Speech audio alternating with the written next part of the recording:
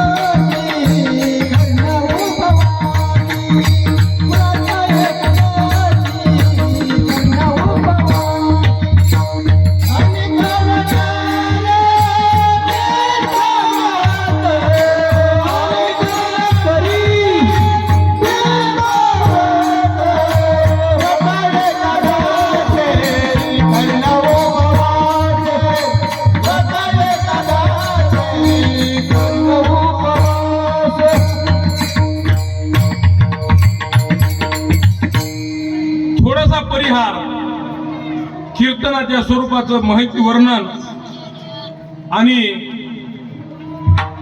विशेष म्हणजे माझं मी भाग्य समजतो,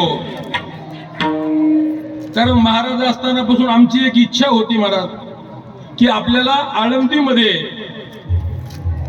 ज्ञानेश्वरीचं पारायण करायला भेटावं. आयुष्यामध्ये एकमेव, आतापर्यंत खूप पारायण झाले, किती केले असते माहित नाही, कुठं लिहून ठेवलं नाही, इतके पारायण झाले. परंतु मनातली सुप्त इच्छा होती. आमचं महाराजांशी बोलणं झालं होतं. महाराज म्हणजे तुम्ही काही चिंता करू नका, आपण काय करू तर माऊली महाराजाच्या मंदिरामध्ये मी तुम्हाला जागा व्यवस्था करून देतो आणि त्या ठिकाणी 7 दिवसाचं पारायण आपण करू. पण ठीक आहे, त्यांच्या पश्चात का होईना आमच्या हनुमंत महाराजांनी आमच्यासाठी हा सेवेचा लाभ आणि या ठिकाणी निर्माण करून दिला. त्याबद्दल पहिले आमच्या हनुमंत महाराजांचे मी धन्यवाद मानतो. दुसरी गोष्ट अशी आहे,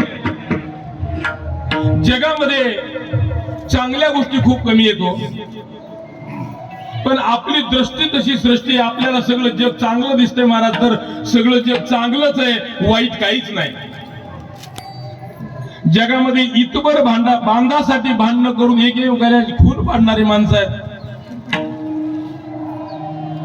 परंतु आमच्या हनुमंत महाराजाचं मोठेपण एवढं आहे, किती वाटणी घेतली महाराजाची वाटून. हनुमंत महाराजाला काय वाटणी मिळाली? अहो, आयुष्यभर त्यांनी सेवा केली आहे. हे प्रपंचिक माणसं आहेत. प्रपंचिक नसावं असं नाही, तुम्ही आम्ही सगळे प्रपंचिक आहोत आणि परमार्थामध्ये प्रपंचाला कुठेही बात नाहीये. परंतु प्रपंचिक असताना सुद्धा आपल्या सगळ्या प्रपंचाला बाजूला ठेवून आपल्या घरी जर 1 दिवसाचं लग्न कार्य असलं महाराज, तर माणूस दुनियाभर परेशान होत आहे. पण अखंड त्रिदिनी कार्यक्रम चालवायचा आहे आणि ते कुणासाठी आहे की ज्यांनी परंपरा चालवून दिली, त्या परंपरेचा पायीक होण्याची पात्रता अंगी येण्यासाठी आणि हे काम केलं त्यांच्यासाठी एकदा सगळेजण टाळ्या वाजवा.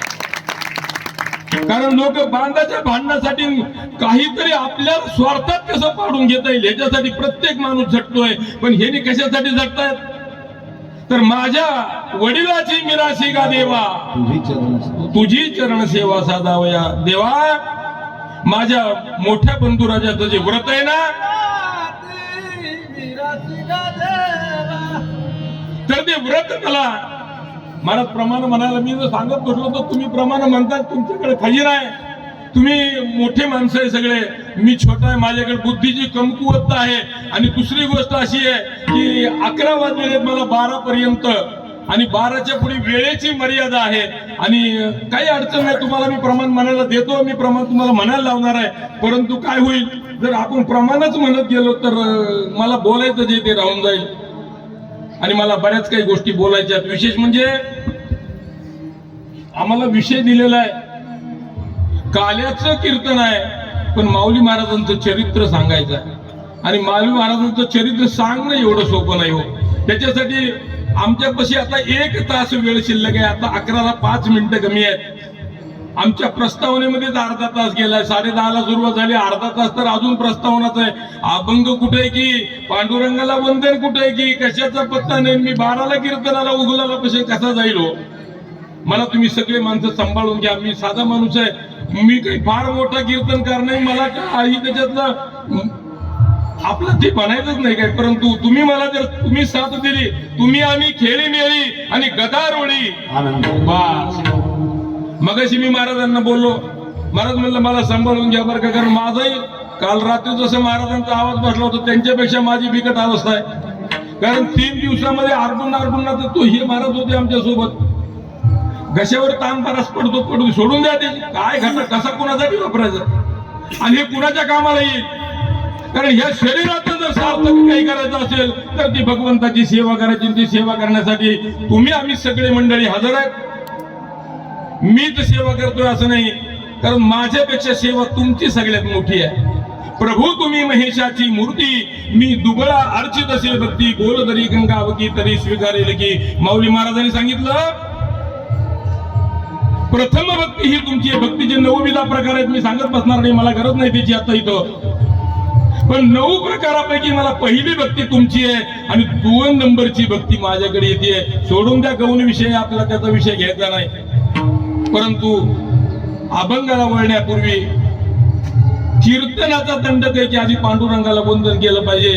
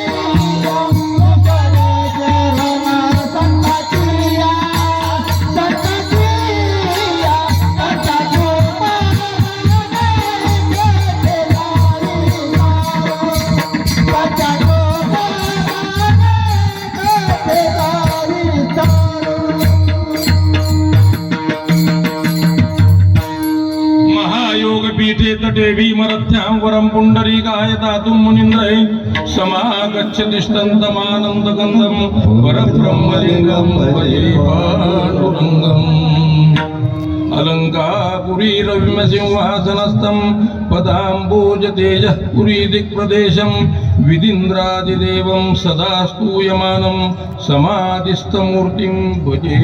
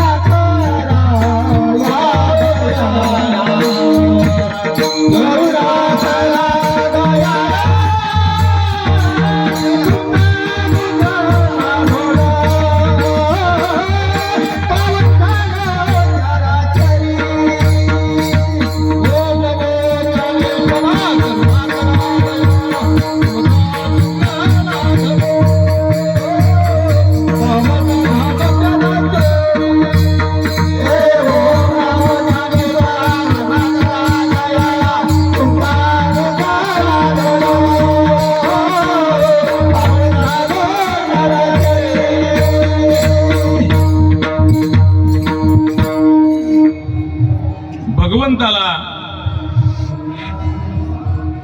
आणि भगवंताचं स्वरूप असणाऱ्या माऊलींना वंदन करून आणि आपल्या अभंगाकडे आता मला बोलायचंय. कंठी धरीला कृष्णमणी आणि आवघा जनी प्रकाश.